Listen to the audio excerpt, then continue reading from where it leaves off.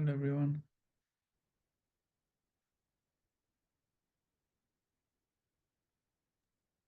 Good morning. Hey, folks, I will put a question in the chat. I didn't message one to the board. If I can remember how to do the chat. There it is.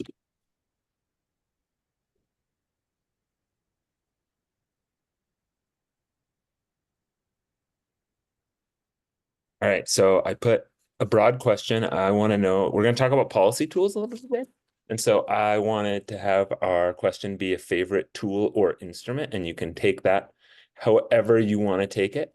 So for me, I'll go as an example. Like, it's definitely my cargo bike. I love my cargo bike, and you all know I love biking, but it turns out cargo bikes are the best because you can just fit so much stuff on them. I will put an order in the chat for everybody else.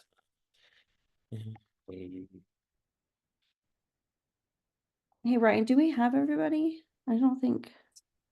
Do we want to wait just a second for people to join?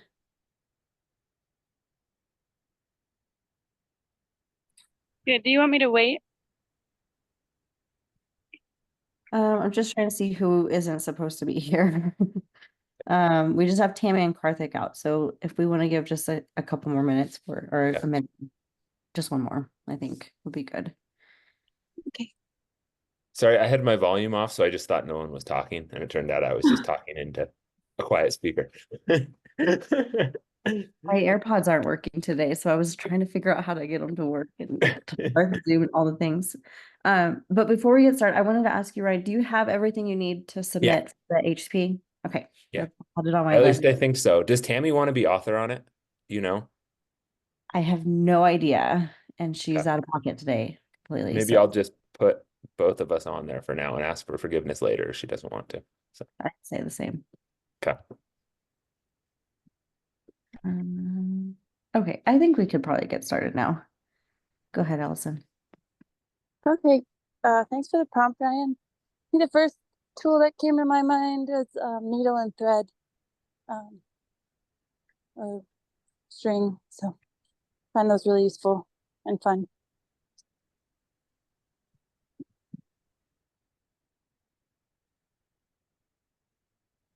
I think it's me. This is a very difficult question and I'm like slightly panicking over it. Um, I don't know. Yeah, I guess my mind immediately went to the mass spec because I did the LCMS because I did most of my PhD work off of it, so it was pretty important. I don't know if it was my favorite because I struggled with it for a bit, but I think that'll be my answer for now. Yeah, I'm next. It basically came to my mind because I'm currently working on it and I really like it. It's the R Studio.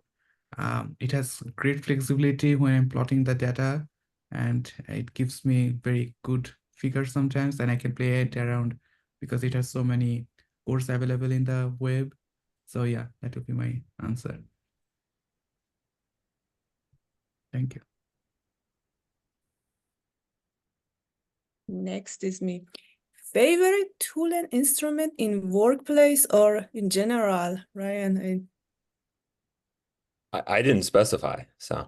In workplace, I really like working with Excel. Everything it's possible with that Excel.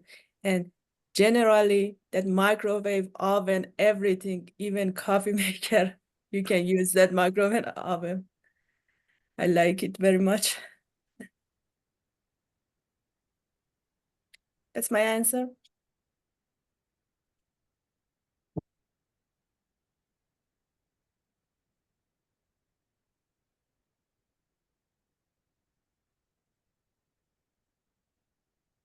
I think Chris, you're up. Okay, let's see. I don't know how to play it, but I'll go with the guitar for a musical instrument. I love I could listen to it all day.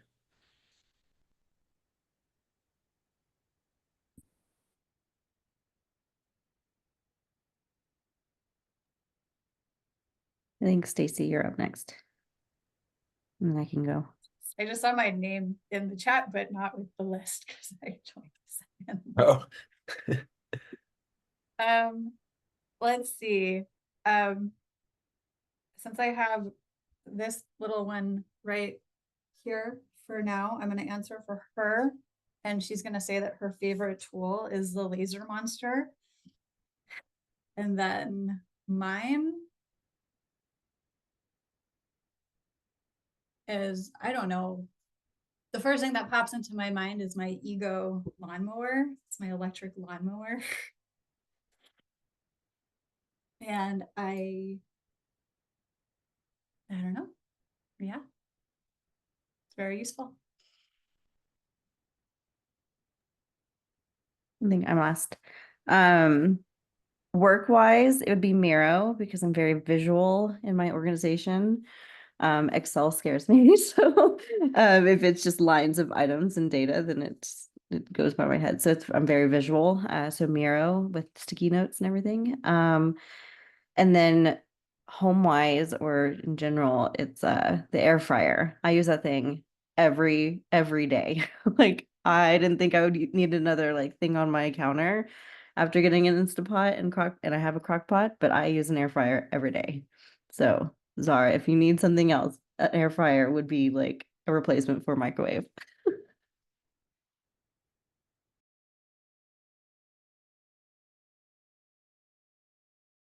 I guess that means I'm up. I will share my screen and then I'm gonna put a link to my slides in the chat for anyone who needs them as well. So what I was going to talk through, I actually presented an earlier version of this paper at a conference back in June. At that point, I pretty much had data and no theory.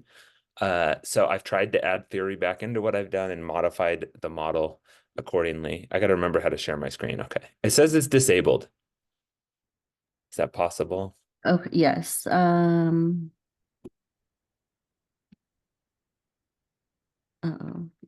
Let's see. She usually does this, so let me, I don't know.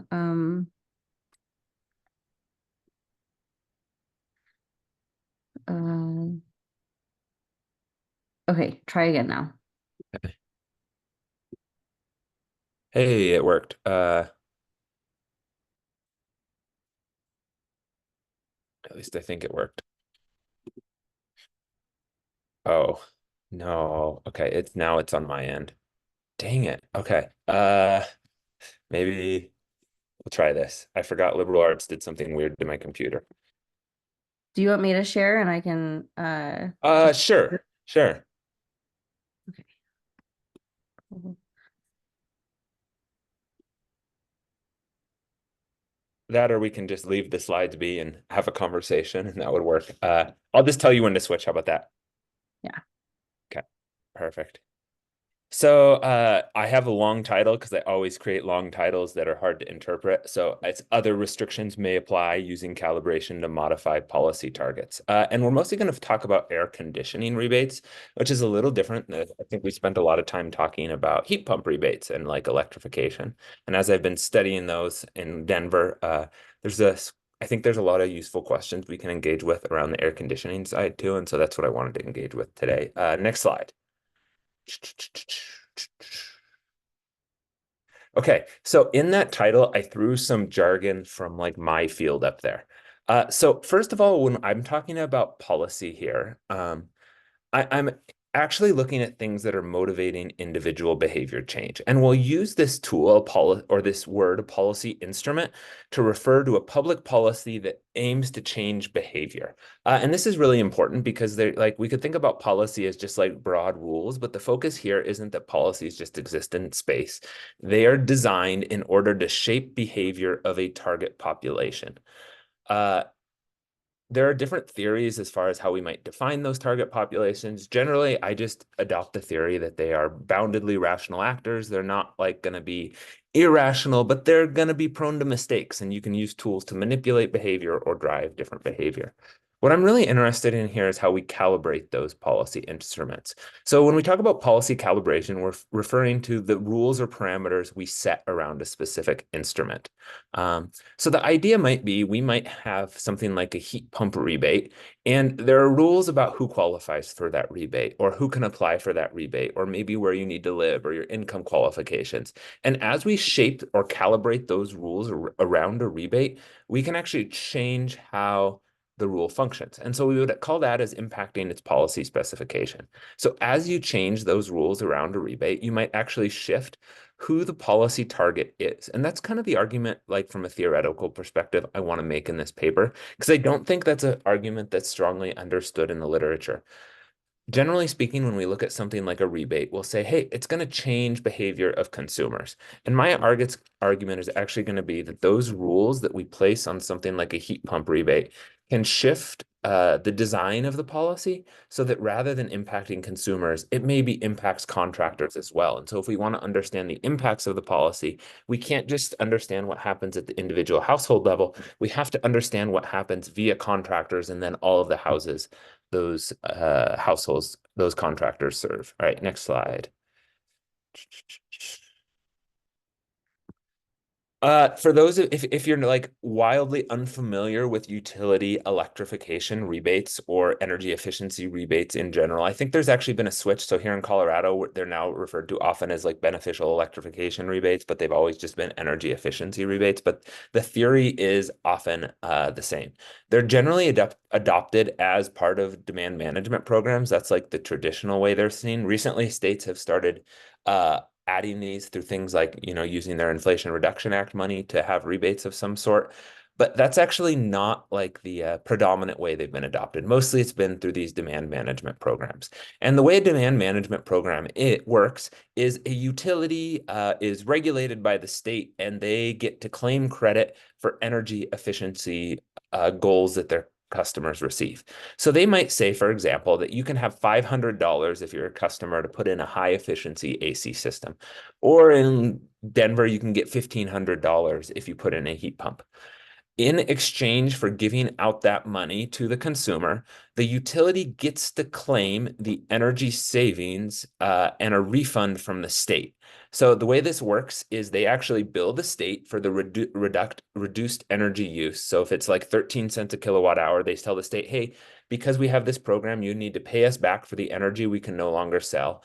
And the state provides them a rebate for the proportion of like that, or for the rebate dollar value itself. So utilities actually will sell these to customers as like a win-win solution because technically the utility is making money on the program and the customer is hopefully getting a device for cheaper because they're receiving money. The state money comes from utility bills. So there'll be like a rate rider is what we'll call it. So it's actually paid by customers. And I think this isn't always discussed that like consumers are ultimately paying for this. The way it's seen is actually a transfer. So we're using bill payment to actually subsidizing increases in energy efficiency. If you're an equity person, this might matter because it means that like if high income individuals are using these rebates and low income individuals are not, that means that low income individuals are paying a greater proportion of like the cost of these rebates than a high income person is. But yeah, it's usually just ratepayers are actually paying it in the background. That's why I put this challenge here. If it's like we actually see these as like fundamentally regressive because we think who is going to take advantage of them versus who pays for them is imbalance. So we would expect, unless there's income qualifications, generally higher income people are going to leverage them while all consumers pay for the cost of the electricity itself across the community because low income individuals tend to have a higher energy burden. If you play the math through, it ends up being regressive, and like lower income populations are paying a greater proportion for these rebates for their communities. Does that help, Allison, with that? I think so. Okay. So yeah, sorry. Yeah, I was on mute. Yeah, that helps a lot. I just wanted to know where the money was coming from. It makes sense that it's regressive if lower income households aren't taking advantage of the rebate side of things. Yep. Okay. So the other challenge they have is free ridership. What this means is if we are giving, and this is different than like, I think a lot of the definitions of free riderships and other policy programs. What this means is if consumers are going to make a decision anyway, so I was going to already adopt a heat pump and I get a rebate, that rebate didn't actually change my decision at all. And so like I'm just getting a free $1,500. It's essentially a transfer to me. And if it didn't change my decision, that's like not necessarily a beneficial policy. If you have a really high free ridership rate, we would actually expect that at some point the policy tool itself doesn't actually work and its costs are going to outweigh its benefits. The classic example there is like the Cash for Clunkers program from like 2008, 2009. It turned out the people that were getting cash for trading their cars in were actually people who were just going to buy new cars anyway. So we were giving these people money for old cars that really weren't worth anything, and they were already just going to buy a new car. And so it was just a waste of resources. And we might be concerned about that here as well, especially if it's regressive. Maybe we're just giving relatively well-off people $1,500 to buy a heat pump, and they were going to do that anyway. So we don't want either of those things to happen, ideally, if we well design the program. Okay, next Ryan, slide. Can I ask a question? Yeah. That, if you're gonna get to it later, just say so. If the overall goal is to reduce energy use in buildings and increase, or through increased energy efficiency, they seem like separate issues? Like we're still achieving greater building energy efficiency if we're getting people to use the program. We're still getting those old cars off the road or not getting sold down the line to somebody else. Maybe they weren't on the road to begin with, but maybe they would have been resold by that wealthier household to like a poorer household, and then it would have been used for another 5 years. Like how do you think about, like, you're still achieving the goal of energy efficiency, maybe not through the most equitable path? I think the argument is that policy action itself didn't contribute to the goal. Oh, okay. And that's where it becomes nuanced. It's not that like getting those cars off the road was bad. It's that those cars were probably going to be taken off the road anyway. Okay, so it's like waste, like if you're gonna use policy, use it on something that wouldn't otherwise happen. Yeah, and that's the idea of we want to shift behavior. If we're not shifting behavior, it actually just becomes a okay. cash transfer. Oh, super helpful to come back to that definition. Nice. Okay, I appreciate that. All right. Thanks. Any other questions while we're here?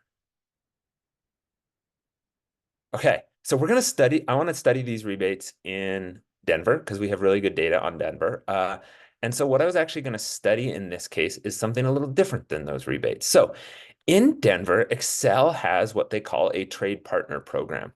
It applies in their entire Colorado service territory, but we're only going to talk about its implications in Denver. In Colorado, only registered contractors are eligible for high efficiency AC or heat pump rebates. This means they have to meet certain training requirements, and when they do an installation, they have to actually abide by quality installation rules. To me, like from the start, this makes this different than just a rebate for a device, because now we're not only incentivizing someone to install a device, we're saying, hey, you can install a device, but you need to install it a certain way. Can you go to the next slide?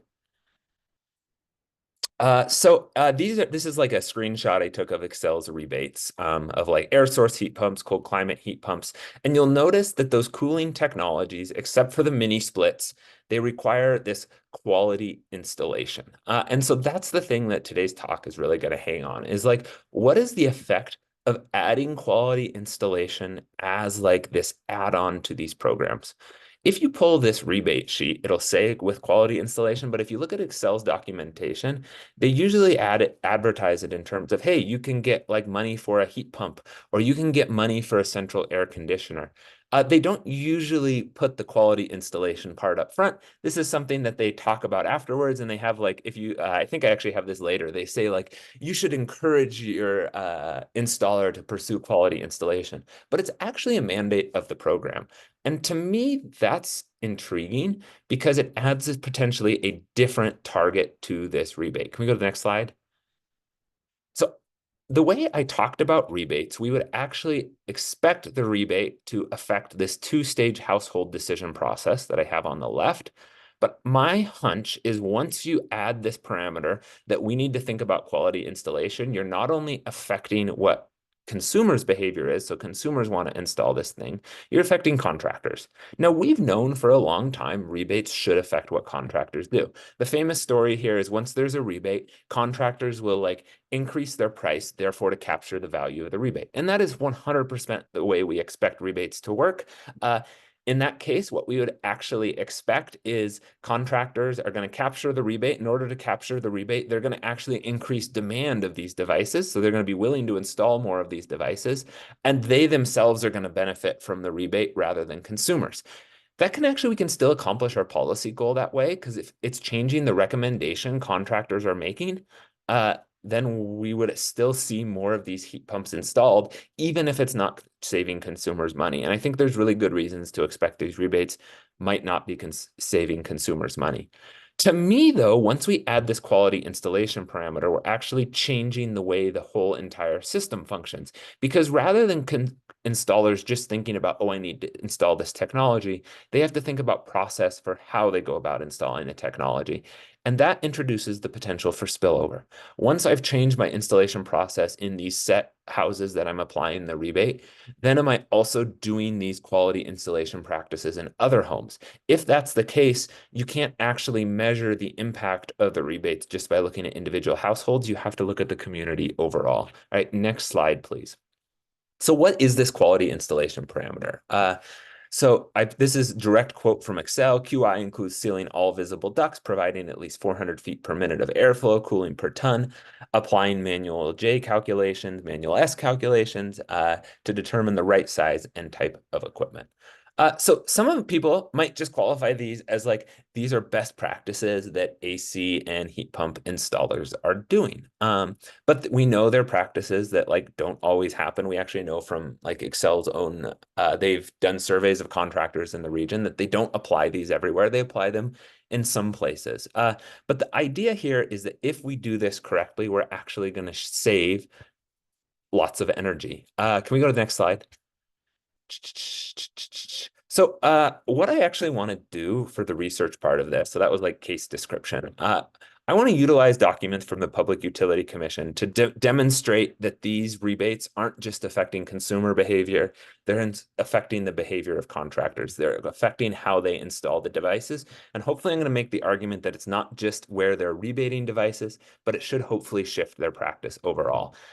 If that's true, it matters how we should measure the outcomes of these rebates. So when I think of policy outcomes, I mean, what happens on the ground? Like, what are the long run effects of the policy? And so I have a set of hypotheses. Go to the next slide. It should be hypothesis. Oh, no, it's not hypotheses. They're coming up later about what this program should do. So first, why would I say contractors are policy targets? So this is beginning to look at those PUC documents. Excel was actually really hesitant to implement AC rebates. Their air conditioner rebates and heat pump rebates have always been just about the same until last year. And so I'm just going to talk about them as air conditioning rebates, but you can lump heat pump rebates into them. If we look at the original Excel plan when they rolled out these rebates, they actually didn't have air conditioning in there. They had this little addendum that says, we will continue to investigate technologies that were assessed but not included in this filing, mostly due to cost effectiveness. So this includes geothermal heat pumps, central AC rebates with quality installation, and then reevaluating central air conditioner tune-up offerings. So if you look at the original program, there's no AC in it. And if you think about it, this actually is not that surprising. Air conditioners generally are bad for energy efficiency. And Excel in their documents kept staying, and they said this for about 5 years, that we want evaporative coolers. So I have this quote from them. Public Service believes evaporative cooling is an excellent low-cost source for cooling in the Colorado climate. And they said this repeatedly. And if you look at their original comments, they actually talk about they're afraid that air conditioner rebates are going to get in the way of their evaporative cooling program, which they think is actually going to be better for achieving their energy efficiency goals. However, when they submitted their plan, one of the things that happened in the a negotiation with the Public Utility Commission is they actually agreed to come out with an air conditioner program. Now, the problem is those meeting notes are confidential. We can't actually see what happened in the meeting notes. But what we can see is they were lobbied by an industry group who advocates for energy efficiency policy and has always advocated for air conditioning and heat pump rebates. So I didn't put this in the paper, but like to me, this is a lobbying story. Like the industry groups were able to get air conditioning rebates added into this program after it was initially enacted. And if we look at like later documentation, Excel changes their perspective. So they're not just saying, hey, we need evaporative coolers, but they say, we're going to support evaporative coolers. And this is a quote I have on that slide. The company also realizes that customers are looking for central air conditioning options. So I don't actually think that like industry in that case was advocating against consumers, but they're like, hey, consumers want air conditioners. And I think this actually matches really well with what Chris has found in his interviews. People have evaporative coolers, they're efficient, but they don't want them. They want air conditioners. And this is a struggle that Excel ran into when running their program. Can we go to the next slide? Okay, so what's their solution? It's to add this quality installation practice to the air conditioner program. So technically, if you read the documentation, they're like, this is like a high efficiency AC program. But most of the benefits of the program are derived from the quality installation improvement themselves. And I want you to notice how direct they are in this statement. So they say, QI is the source of significant energy savings when customers have a new AC or source heat pump or ground source heat pump installed. And then they go through exactly what this is and the utilization rate. So 90% of their people were using it when they said they were using it. And then they say, oh, we can do NATE and online classes. It's not a ton of education going on here, but Excel actually is claiming fairly sizable benefits of this program. Can we go to the next slide actually again? So this is like a simple version of the calculation. If you went from a 10 to 16 SEER air conditioner, for example, 37% of the changing Excel takes credit for that change is derived from quality installation.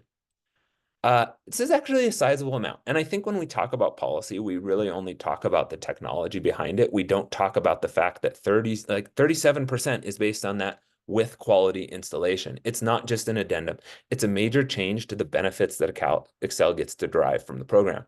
Moreover, for people installing like a 13 CRT seat pump, which is like the legal minimum, Excel also said you can do quality installation. And so from that 13 to 15 SEER, the majority of the gain was just from quality installation. If you look at DOE calculations, there's really not a reason somebody in Colorado should ever install a 16 SEER heat pump. They should probably be, or sorry, air conditioner. They should probably be in like the 13 to 15 SEER range. And so at those levels, it's not actually the technology that's driving the benefit Excel gets to take credit for. It's quality installation. If you want stronger evidence of this, during the pandemic, actually, they got to the point where they couldn't source good enough devices, and Excel was just like, well, as long as you get quality installation, we'll give you credit in the program. So they no longer even had to be like ASHRAE certified. It was just like, hey, as long as you do quality installation, we're going to give you credit because that's really what matters to us. And to me, this isn't the way this program is advertised to consumers. This isn't the way it's talked about. It's not the way any of us have talked about it in these meetings. We talk about devices. We don't talk about how those devices are actually installed. Another interesting thing about this is when Excel did their program evaluation, what they found is that contractors actually said, hey, this affects what I do elsewhere, such that Excel gave themselves a 3% efficiency bonus because they said having this quality installation program is going to affect what we do in houses where we don't even use a rebate. Their whole argument is, hey, it's not only about what happens in those rebated homes, we're also having impacts elsewhere. I have no evidence for how they got at the 3% number. It just kind of seemed like they were giving themselves a pat on the back. But I think this is really strong evidence that they expect this to have spillover impacts. They expect quality installation to matter for the community, even in a way just installing higher efficiency devices doesn't. Okay, next slide. Here's two quotes about that. So using quality installation for every install we do, that way there is no question of no lesser install because customers aren't getting a rebate. They're doing quality installation everywhere as a result of this. Another contractor, it made our team better, it made our company better. We've been on board with and since day one, and this raised the bar for installations. All right, two interesting things happening within the quote. We have people doing better installations overall, but they're also talking about the Excel program director directly as well. So these companies had to get to know who the Excel rebate manager was. I remember, this is an anecdote, but I was meeting with a person about a heat pump once, and he got on the phone and he called Ann, actually, with who he got on the phone with. And then we were on a three-way call talking about how I could leverage rebates, or if I should actually just not get the rebate and put in a different heat pump because it was better, or heat pump water heater because it would better meet my goals. And that's actually what we did. But this forms a connection, and this is potentially really useful because if you are Excel, you don't control what contractors do. And so there's this chain of uncertainty there of like, you'd like to control what they do, but you don't. And so creating this program and this training program provides a way of providing input to those contractors and saying, hey, we'd like you to think about putting in heat pumps, or we'd like you to think about putting in devices that we can control and raise people's thermostat. If this program doesn't exist, those connections can be a lot harder to create. And so there's this network benefit that we think would lead to community spillover as well. All right, next slide.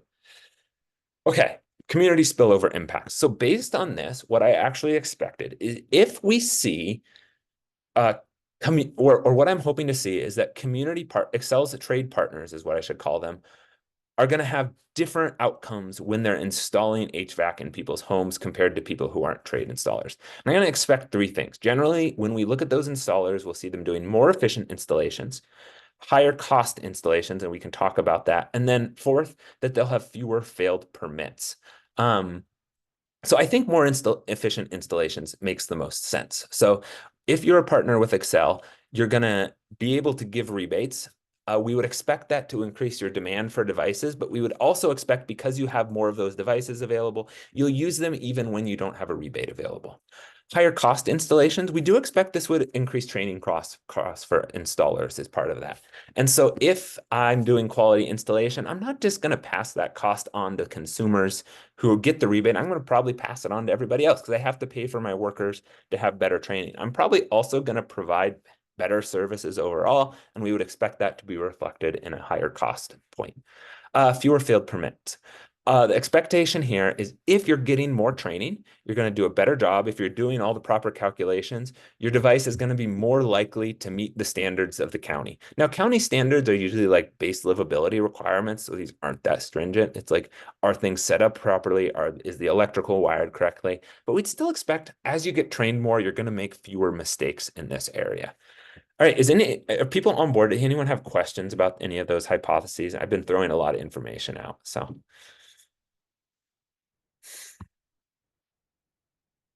Okay, if not, let's go to the next slide.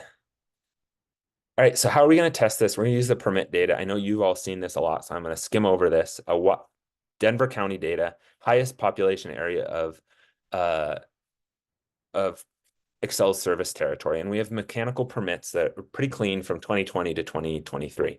I processed these using regular expressions. I limited the mechanical permits to just cooling permits and just per cooling permit orders that were less than $50,000. The idea there is if you are spending more than $50,000 for your HVAC system, there's something fundamentally different about what you're doing. And we do have those houses in our sample, but I don't think they're reflective of like what's happening in most of Denver. So I actually just like truncated it and said, no, if you're like installing $1 million HVAC system, you're not in our sample.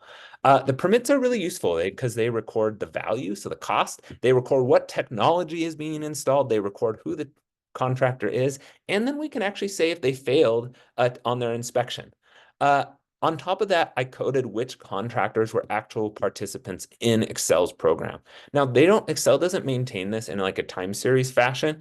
And so this was a little bit of like a whack-a-mole process for me, and I don't feel 100% wonderful about it, but I had to try and piece together, okay, if I look at this year, who is a member this year, who is a member this year, and there really wasn't any change that I could see over the sample period, so I ended up just using it as a dichotomous. Did we see them as a member or did we not see them as a member? 0, 1. All right, next slide. Okay, what I'm going to do to test those hypotheses is I'm going to run 3 different models. So first model is going to be, how does the SEER rating of an installed device affected by contractors participating in the program. And the end there is going to be about 4,000. I'm then going to look at permit value and see how that's affected by program participation. And then I'm going to look at failed permits and see how that's affected by participation. Notice there are missing in each of those columns because sometimes contractors don't tell us what the CR rating is.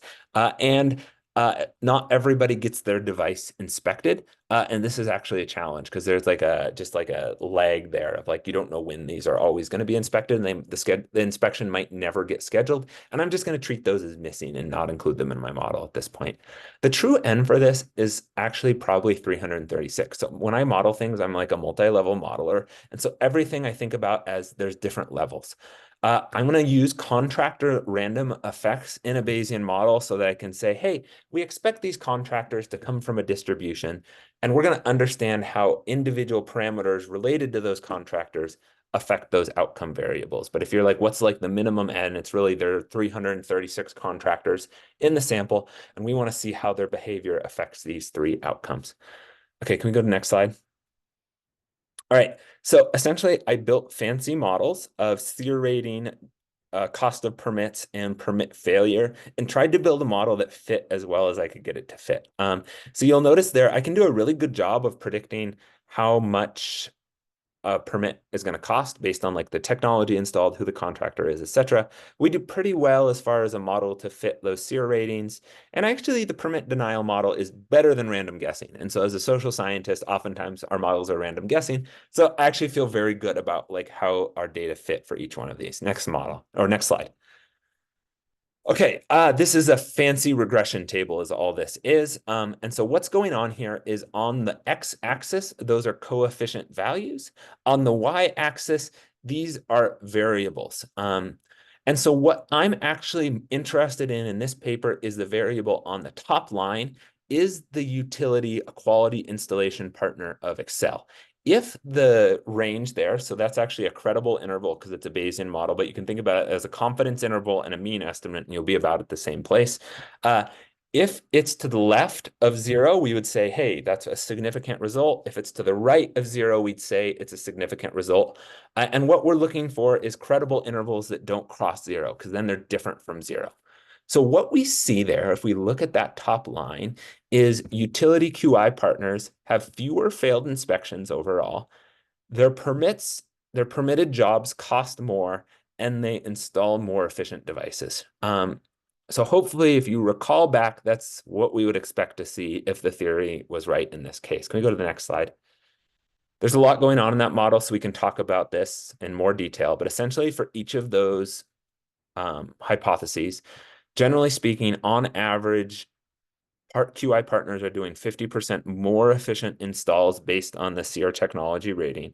Their installations are costing $750 more on average, and that's controlling for the efficiency of the installation. So these are costing people more, and they're actually costing people more than the average rebate value. So which again is not surprising. And then they're 27% less likely to have a failed inspection. Okay, next slide.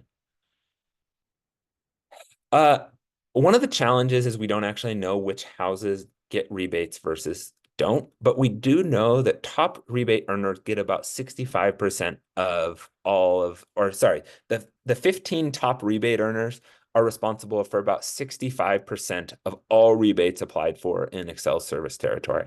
So to see like, hey, is this just like houses that are getting rebates that are driving this result versus not? I split that result into also who are top rebate earners and all program partners and said, do we see a difference between those two categories? And this would be compared to groups who, or sorry, compared to contractors who aren't partners at all.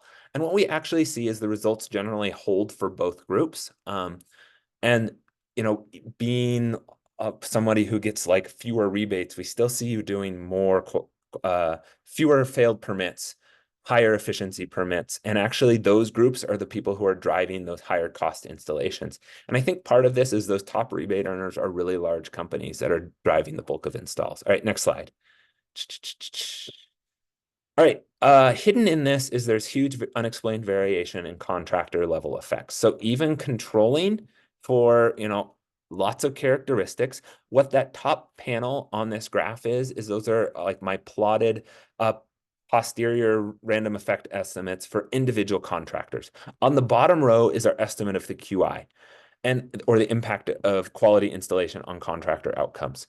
What you should notice there, and this is the takeaway, is the range on the top of the plot is way larger than the explained variation on the bottom plot, which tells us there's a lot going on at the contractor level that we don't understand. To me, there's an ancillary argument here that's outside the hypotheses of the paper is we need to know what's happening with contractors. And this is something that like people in my field haven't really studied at all. And I don't know that business people are studying either. I wish more people would look at it is the argument here. So that's why we're here. Okay, next slide. I didn't present this to the people when I presented this paper, but I'm actually pretty excited about the results because I think we can begin to understand this variation. So for example, this is if I take individual companies and I put their names on here because I don't feel that bad about it, exposing them. And we say, hey, who is having higher cost installs versus lower cost installs? Right after I fit this model, I saw this article. It's like Aurora couple charged $13K to replace their water heater. Well, you know who that company was? It was Apple Plumbing, Wood Heating, and Air Conditioning. And if we look at this, we see, hey, they have way higher install costs than anybody else, way out here.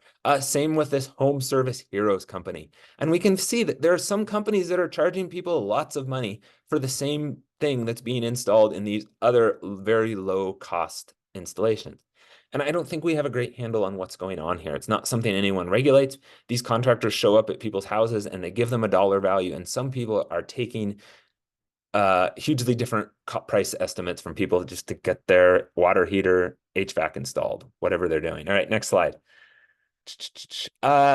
We also see huge variation across countries and companies in terms of like the efficiency of the devices they installed. And so this is only showing companies that are statistically significant from zero. I'm going to pick on Applewood Heating and Plumbing because if you were like, well, maybe they're just installing lots of heat pumps. They are not. They're installing less efficient devices in people's houses. They're actually the 6th worst as far as this goes, and they're charging most people over double.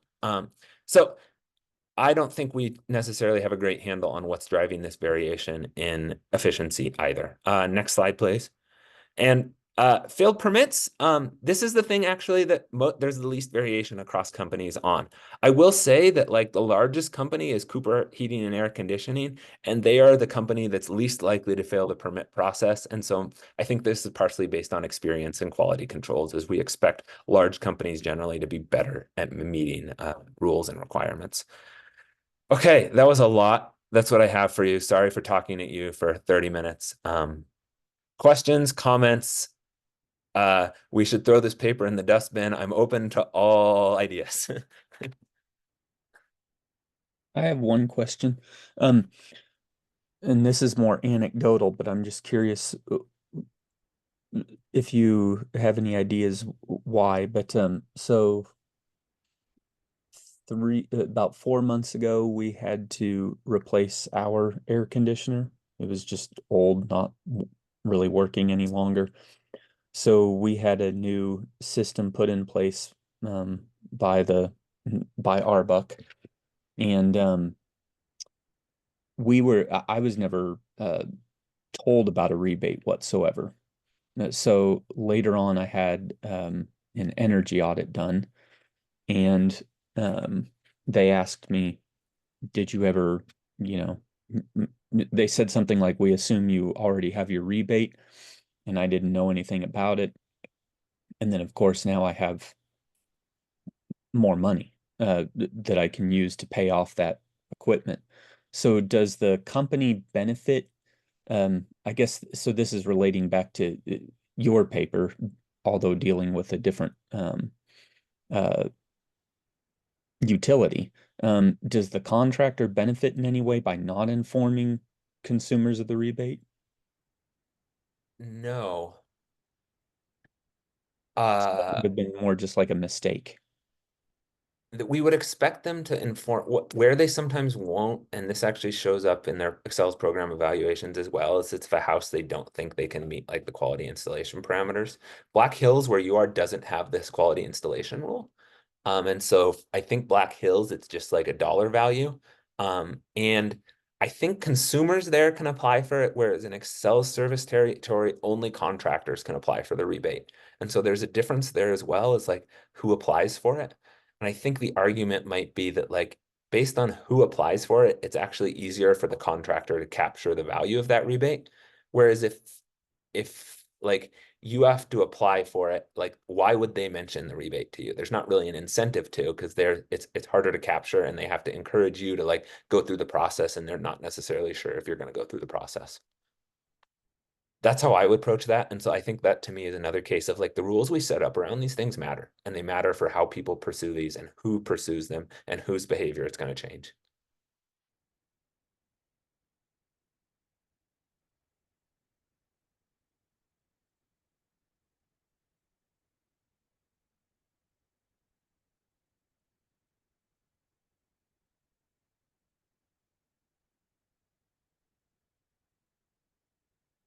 You should have gotten a evaporative cooler. Yeah, the interviews scared me away from that approach.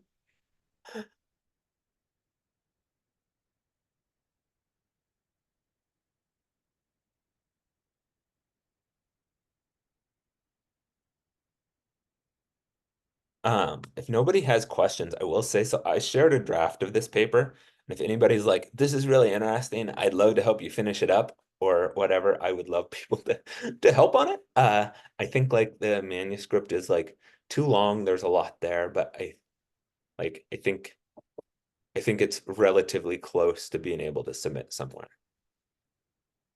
Yeah, Ryan, I looked at the link you had shared yesterday, I think, and I am interested to read through it and respond, although I think I feel very out of my area and depth, so I feel less capable of providing feedback that would improve its chances in a journal review process.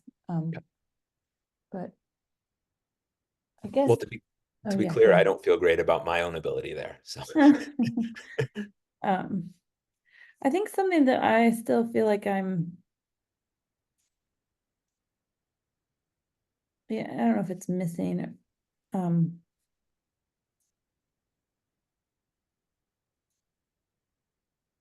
Like the definition of quality install, do you feel like that's very well defined? So it's easy to say if an actor like you presented in that one of those final figures, if they're doing or not doing quality installs, or is that even just like, are they checking the box that they tried versus they didn't?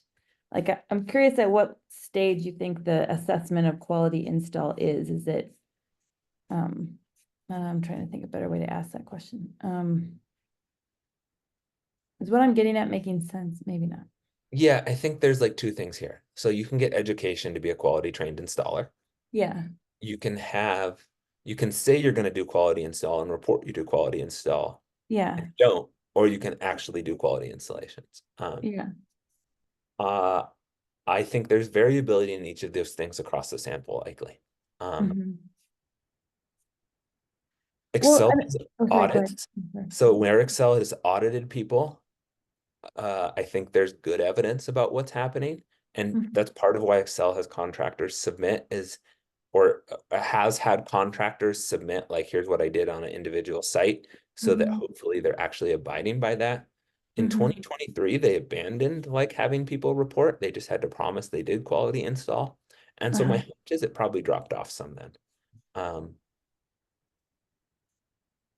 Does that, yeah, so I think like it is somewhat ill measured. And I don't, yeah. Does I that get, help? yeah, it does help. I think and I don't necessarily think it's something that goes in your paper, but for the reliance that the utilities place on quality install delivering real kilowatt hour savings, like where is that evidence? And how much has it been investigated so the analogy in my mind is cook stoves that perform really, really well in the lab and then are even, installed really well. Like there's been quite a long history of trying to do better job of installing cleaner, well-functioning cook stoves. And even then, there's still so much attrition between the potential benefits and the realized benefits that I'm wondering in the quality install for AC, like, is there a similar story there? Or is it maybe a little more clear cut? Like there's some very clear boxes to check, and if you do, it's fairly robust. You will get the returns on that investment. And I just don't know. So I have no idea on that either. I think this is where like I'm not an engineer. And like to me that would like as this building model gets built out that Tammy is working on, like that would be one of those useful things to engage is like what happens if we play with those quality installation parameters. And because utilities are getting rebated for or getting paid by the states for like these kilowatt hour savings, we have pretty good estimates of what they think that value should be. I have no okay. idea if it's real. Yeah. And they have an incentive to overestimate it. Right. That's why I observe. It's like if no one is incentivized to measure and make the system accountable to the very real measurable kilowatt hour improvements, then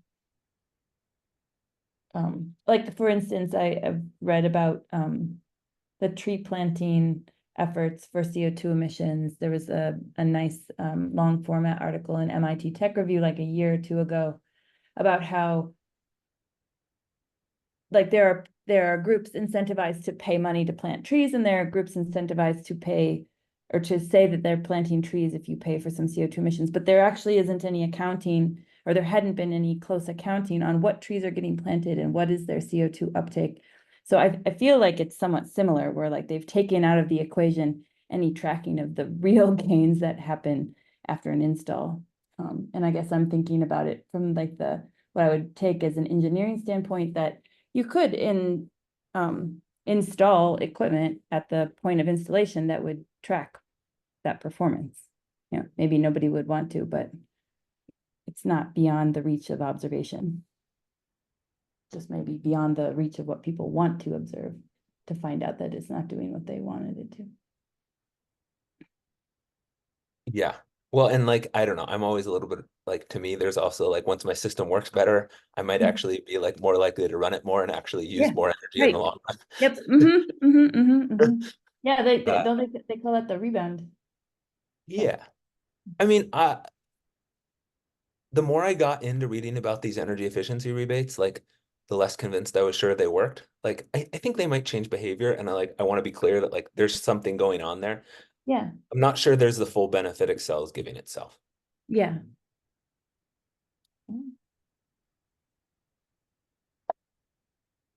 I need to run in like 2 minutes to teach. Oh yeah. Okay.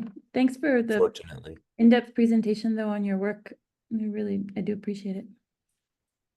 Any last thoughts or questions before I sign off? We all sign off, I guess. I'll just send you an email, Ryan. I'm more than happy to sort of contribute if you think I can in a particular area, but I'll send you an email soon. I think we should talk too about whether that like we could take part of this and mix like the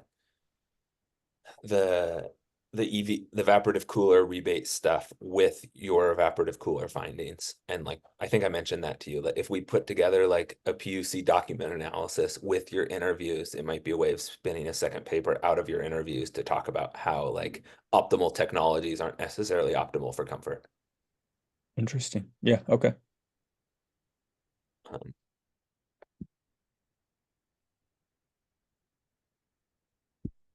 All right. Anyone want to go teach about NEPA for me? No. All right. I'm going to sign off then. Thank you, everybody. Yeah. Bye, Have a Ryan. great weekend.